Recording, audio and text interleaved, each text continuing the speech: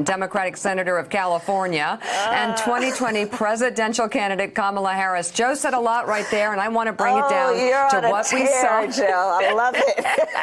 It's okay. I mean, it was pretty painful watching yesterday, but you did a great job. Yeah. But Thank you. The Attorney General does not seem like he's going to resign. I know you think that's what he should do. Yeah. He's not going anywhere. He's not even coming to Congress today to answer those questions. So what are the implications of this? Happy birthday, Mika. The implications are serious. And, you know, just to kind of emphasize the points that Joe was making, I agree with you, Joe. This is a moment that is testing the beauty of the design that our founders created for our democracy. 3 independent co-equal branches of government and a free and independent press. And we're getting beat up a little, but I'd say that the House is still standing and we're still intact. But this point does highlight the importance of the role of the United States Congress for those checks and balances. And he must go before not only the United States Senate, which he did yesterday, Barr, but he's got to go to Jerry Nadler's committee. And I support whatever they need to do to get him there, because we designed and the framers designed our democracy anticipating a day like today, when we would need to make sure that each co-independent and co-equal and independent branch holds each other accountable. And there are still a lot of questions for Barr to answer, and I support that. I also support and believe, and I'm calling for the Office of Inspector General to investigate what's going on in the Justice Department, because clearly we have an Attorney General of the United States who is not conducting himself with the people in mind. He thinks of himself as being the attorney for the president, and on an issue such as obstruction of justice, potentially by the president of the United States, if we don't have a neutral actor in the Attorney General, then somebody else is going to have to act.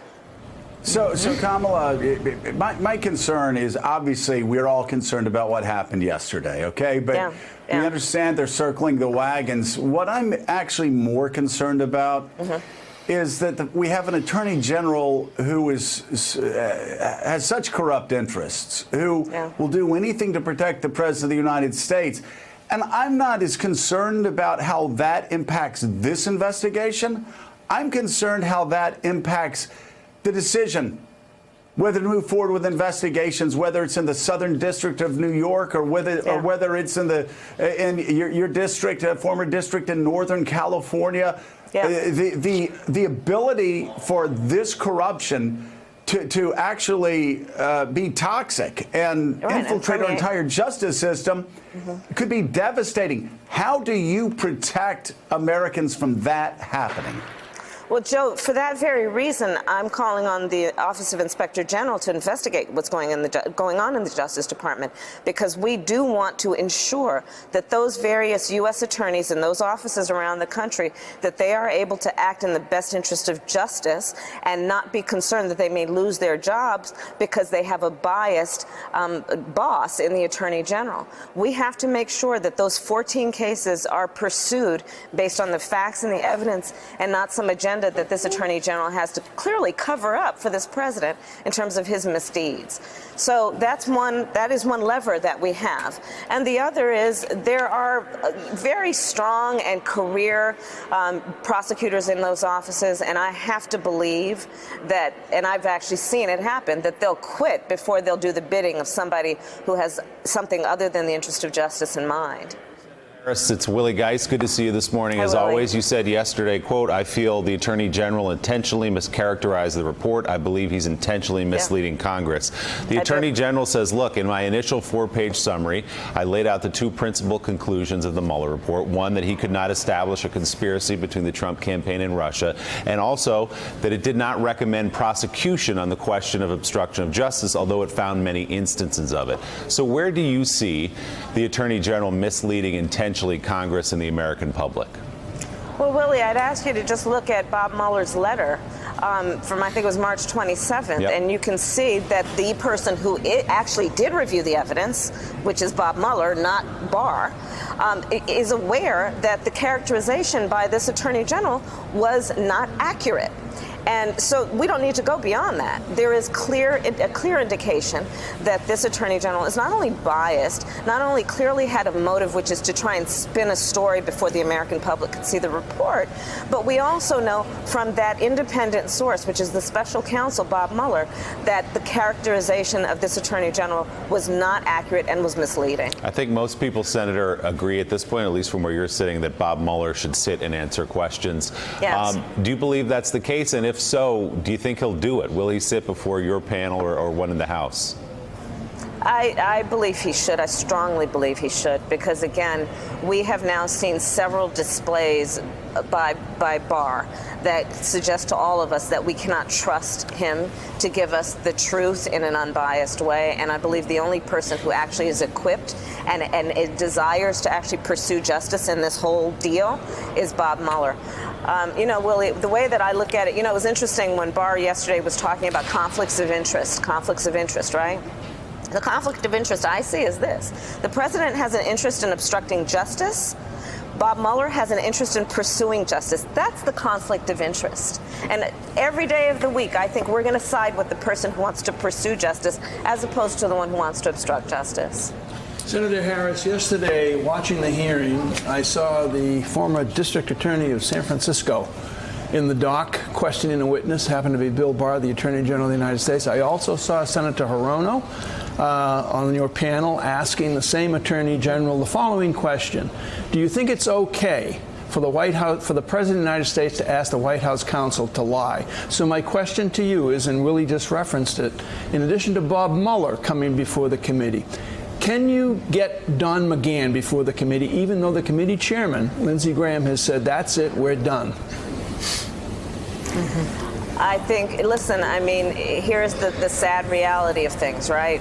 We don't control the Senate. We are not in the majority, and that's why elections matter. And I would urge everyone to not only in 2020 pay attention to the race for president, pay attention to the Senate races. Let's take back the Senate.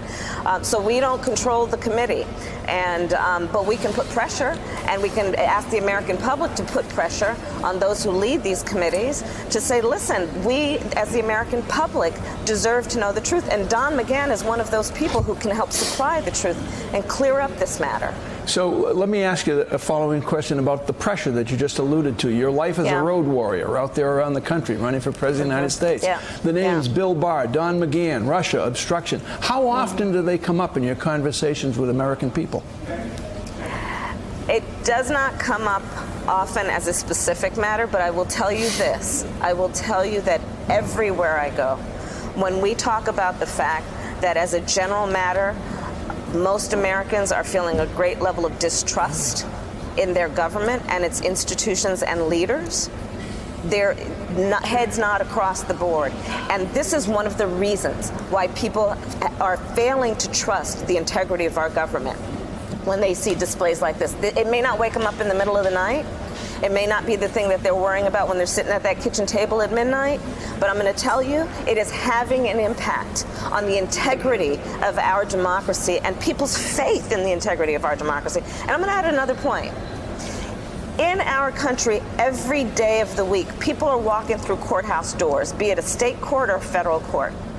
People are walking in federal courts every day, having been charged, being prosecuted, being sentenced for evidence that is much less than the evidence in this case. And it is also a matter then, what we are facing is a matter of the question about the integrity of our criminal justice system and who, if they're in power, gets leniency and those who are not in power don't. So there are very real ramifications, and I think people are feeling it, even if it's not something they're debating, at the kitchen table. Hey, Senators, John Heilman here. I want to ask you about two specific interactions of yours yesterday that got some attention with the Attorney General. One related to where you got him to acknowledge that he had not looked at the underlying evidence in making his assessment of the obstruction matter. And the second, where you had a fascinating exchange with him, but ultimately one that didn't yield a lot of clarity on the question of whether he's been asked or whether has been suggestions have been made to him about investigating particular persons by the White House. Just tell me about those two exchanges and what you were driving at beyond the obvious, and what you feel like you learned from them, what you took away from them, and what the meaning of those two things and the significance are of those two exchanges that got so much attention. Well, as a former prosecutor and the former attorney general of a state of 40 million people, one of the most important things that I took away from it is that this guy doesn't take his job seriously. You cannot be the Attorney General of the United States of America, where your responsibility is to do the work of justice, and you declare in front of television cameras about, you make statements about a case, and you purport to be familiar with the evidence when you make these statements, and guess what? It turns out he didn't even look at the evidence. There is evidence that is about witness testimony. There is evidence that is about FBI interviews. There is testimony about public statements by the president and others. He didn't review any of the evidence because, listen, guys, that report, that 400-plus page report, that is a report. It is not evidence. Yeah. And he bases an opinion on whether the president of the United States obstructed justice based on a report. And so what I took away from it is that this guy doesn't take his job seriously, or he doesn't appreciate the significance of the job. It is a job that comes with an incredible amount of power, and it should be conducted with the highest level of integrity.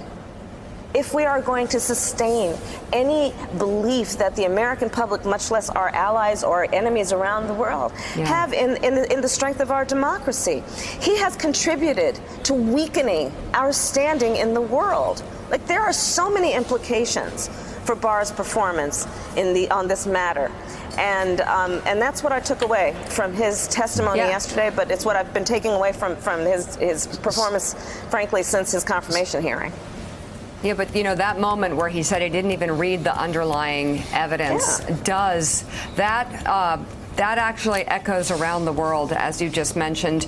Politics, just some breaking news. There were 6 U.S. senators running for president, including you. There are now 7. Michael Bennet of Colorado has jumped in officially. Strength in numbers. But I want to go back to our place. It is, and it's great. And I'm glad you're running.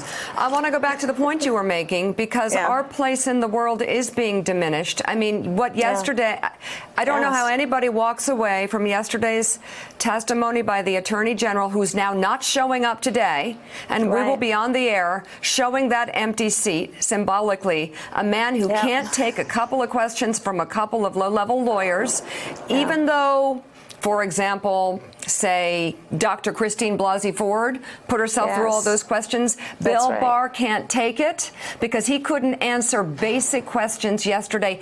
And you proved him to be an attorney general who does not do his job, who made a pronunciation about the president's so-called innocence or whatever when it comes to collusion and obstruction. He made a pronunciation about that without even reading the underlying evidence. This is like law school 101. And he was a joke. His number 2, and then I asked him, did your number 2? No. Did anyone in your executive staff? No. Like, none of them. None of them. That's not America. That's a different country. That's a country that we don't want to be a part of. And that's the part where I think this does boil down to corruption at the highest level of office in America. And the question is, how will Congress push back? How will Congress use the Constitution and the boundaries and the guardrails that are supposed to be there? Because we keep letting this happen. And he says, no, I won't offer the information. What is Congress going to do to push back in a meaningful way to show the guardrails exist here in America?